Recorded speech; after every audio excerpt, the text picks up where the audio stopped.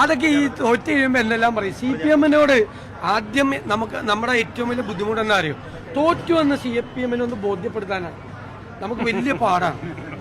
അവരെ മനസ്സിലാക്കാൻ അവരിപ്പോഴും കണക്കുകൾ പറഞ്ഞുകൊണ്ടിരിക്കും.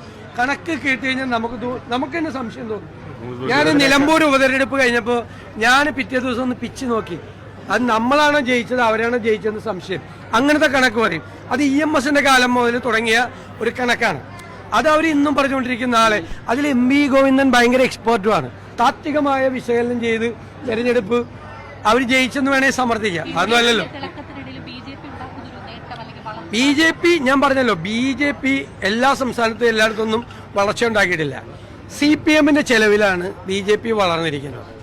ഞാൻ നിങ്ങളോടൊരു കാര്യം എത്ര പ്രാവശ്യം ആവർത്തിച്ചു പറഞ്ഞു, ന്യൂനപക്ഷ പ്രീണനം മാറി ഭൂരിപക്ഷ പ്രീണനമായി. ഭൂരിപക്ഷ സമുദായങ്ങളുടെ വോട്ട് കൺസോളിഡേറ്റ് ചെയ്യാൻ വേണ്ടി 87-ൽ EMS ചെയ്തതുപോലെ പിണറായി വിജയൻ തന്ത്രങ്ങൾ മെനഞ്ഞു. അറിയാലോ എല്ലാം. അതായത് ഭൂരിപക്ഷ ഇത് ചെയ്യാൻ വേണ്ടിയിട്ട് ഭൂരിപക്ഷ സമുദായങ്ങൾ ഇത് ചെയ്യാൻ വേണ്ടി അത് തീക്കൊള്ളി കൊണ്ട് തലചൊറിയലാണ്. അതിന്റെ ഗുണഭോക്താവാകാൻ പോകുന്നത് BJP ആണ് എന്ന് ഞങ്ങൾ മുന്നറിയിപ്പ്. ഇപ്പൊ അത് യാഥാർത്ഥ്യമായി.